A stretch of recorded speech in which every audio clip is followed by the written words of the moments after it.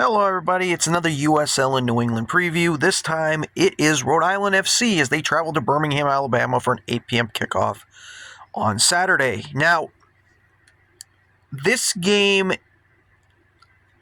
to tell you I don't know how this game's going to go is an understatement. Because yes, Rhode Island is coming in on a 3-game winning streak. Yes, their offense has only scored 1 goal in 10 of their 15 league games. Their offense has not been good this year. It has been so inconsistent. It has been putrid for long stretches of the season.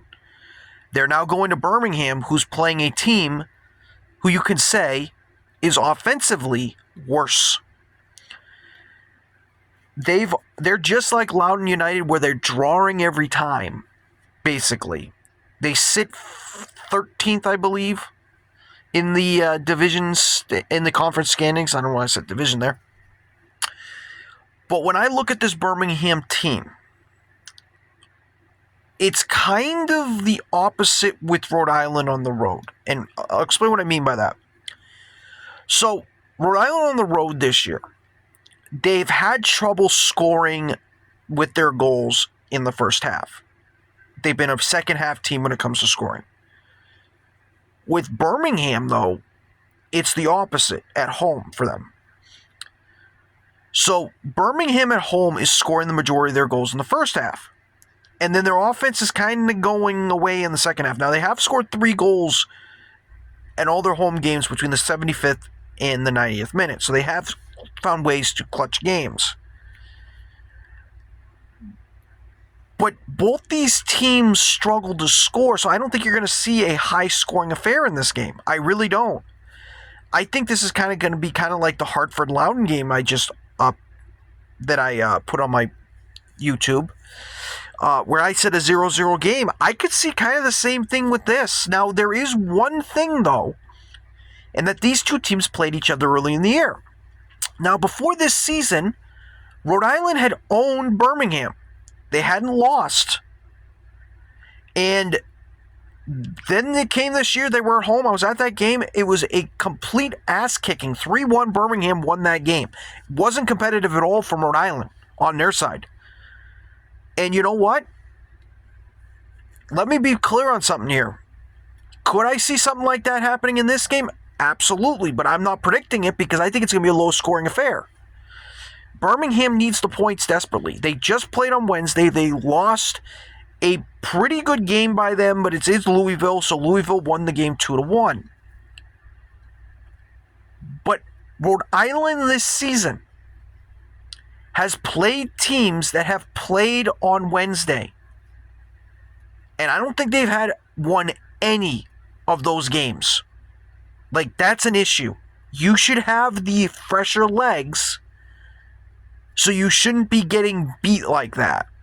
That's what happened with this Birmingham team. They played on Wednesday, the Wednesday before, and they kicked Rhode Island's ass that Saturday. So hopefully there's a revenge factor where they want some nice, tasty revenge down in Birmingham. Now, again, Clay Holstead's not here anymore. You're going to have Hugo Baccara basically patrolling that midfield from now on. One of the things I do say for Rhode Island, though, is they keep looking for JJ. And with JJ, it is feast or famine with him. And he did score against Pittsburgh, wide open as he was. But there's got to be someone else that's going to take up the mantle and, be the primary goal scorer.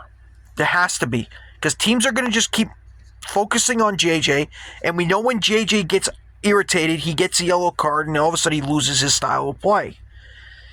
And he becomes kind of invisible. Leo Alfonso isn't that guy. I keep saying it, he's not that guy. Logan Dorsey was a guy that I said was going to perform better than Leo Alfonso. They didn't use him. Minnesota recalled him, put him in Tulsa. He's now producing better than Leo Alfonso is. So there was a mistake there by Cano. But even if it's not Leo, someone else other than JJ has to step up. I mean, Noah's been a complete and utter disgrace since his first year in the league, or first year with Rhode Island. Like, he has done absolutely nothing since then. You know Zach Harivu's on the injury report, so he's not going to do that. Quezera is a guy that shows you, I know he's second in the league. I know people are going to tell me that he's second on the team in goals. He has 5 in the goals.